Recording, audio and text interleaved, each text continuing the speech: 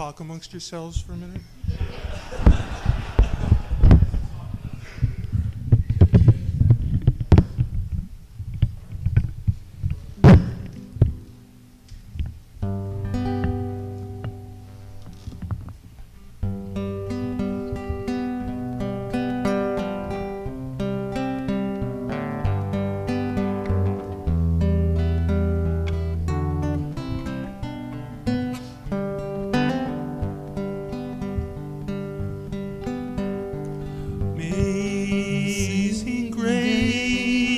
How sweet the sound that saved a wretch like me. I once was lost, but now am found. Was blind, but now I see. Grace that taught my heart to fear, and grace my fears relieve. That precious hour that grace appeared, the hour I first believed. Amazing grace, how sweet the sound that saved a wretch like me. I once was lost, but now I'm found. Was blind, but now I see.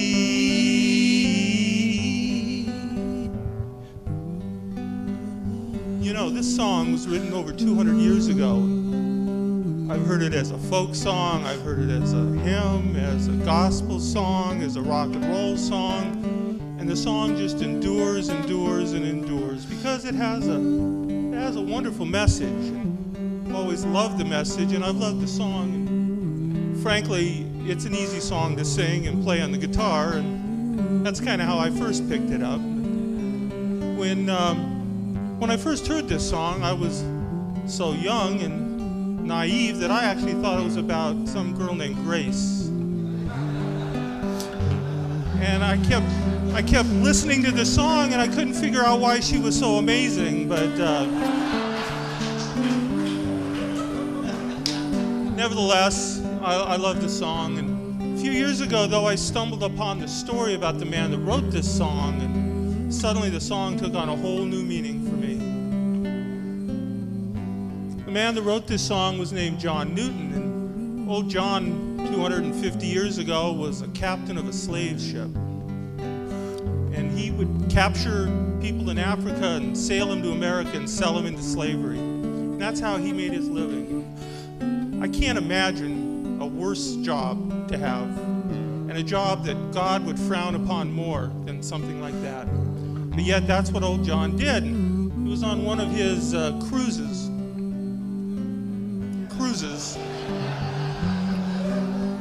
I think I've been on a similar cruise to one of the cruises that he was on, but nevertheless, he was in the middle of his trip from Africa to America, and suddenly he encountered this horrific storm out in the middle of the ocean. Old John, he thought he was going to die. And what do people do when they think they're going to die?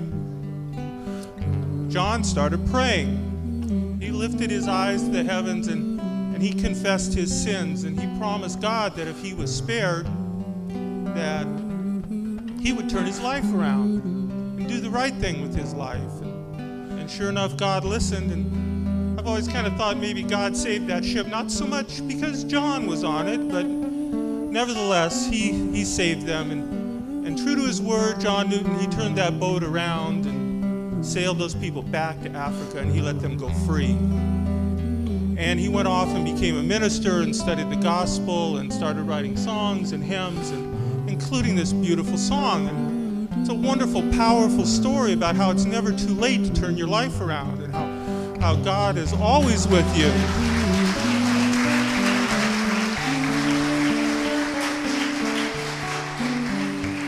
And for the gift of turning his life around and making himself a better person, God gave him the gift of this song that has endured in all its different forms for hundreds of years and will endure as long as there are people to sing it, I'm sure. That's not really what I wanted to talk to you about today. There's a second moral to this story that I think is even more important. And, you know, you look around the world and there's things in this world that need changing. We can rattle them off, a laundry list of them, and they never seem to get changed. And the harder we try to change them sometimes, the more impossible it seems to get that done. And it gets to be frustrating. And I know that happened to me. And there was a time when I was young, and not 200 years ago, but a long time ago. And you know, you try and change the world and you get frustrated and then you give up. And it never seems to get done in a lot of respects. And that's just not a good thing. And the thing that I take from this song now is that before you can change the world, the second moral of the story, before you can change the world, you have to change yourself. You have to change your heart. Just like old John, you know, you have to change your heart. And if you change your heart and if you ask for help from God, you can turn your life around. And you know what? If you make yourself a better person, you will instantly make this a better world. And if just one of us in this room does that this morning, thinks about something in our life that needs to be turned around and do that, this will be a better world when this service is over. And can you imagine if we all do that? If all of us in this room do that, there's not one of us here that doesn't have something in their life that needs to be turned around. I know I do, and I'm sure all of us do. And if we just make that pledge this morning to make that change and ask for God's help, we can make that change. And you know, if we all do that, the end of this service, and that door in the back opens up, and the sunlight comes in, we'll walk out into a better world. And what more could you ask for on a Sunday morning than that? So what I want you to do is think about those things in your life that need turning around. And just think about them. You don't need to speak them out loud. And when the song comes back around here on the guitar, when it comes back around here, if it comes back around on the guitar, sing it with me. Sing it loud. Sing it to God. And you know what? We'll have a better world. So let's just wait for it to come around here again on the guitar.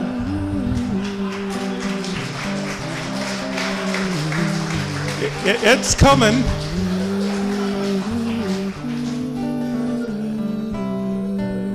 Amazing Grace.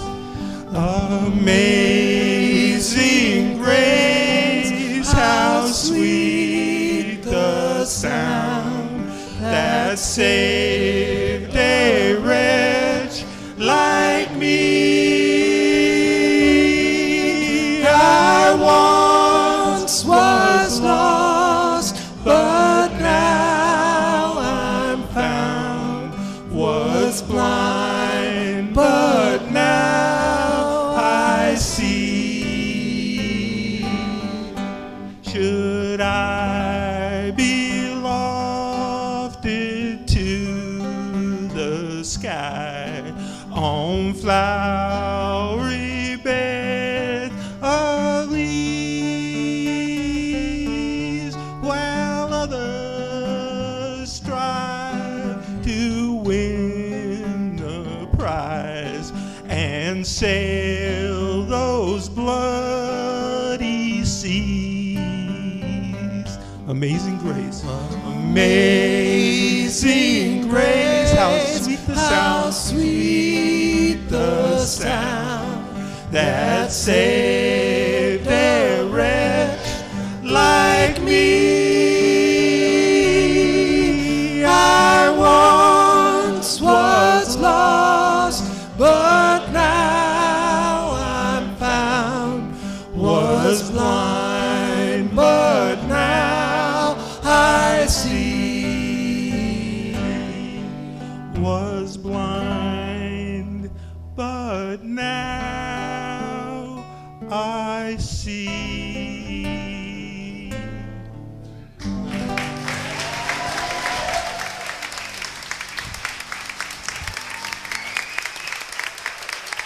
Thank you. Garrett Wolfe, everybody.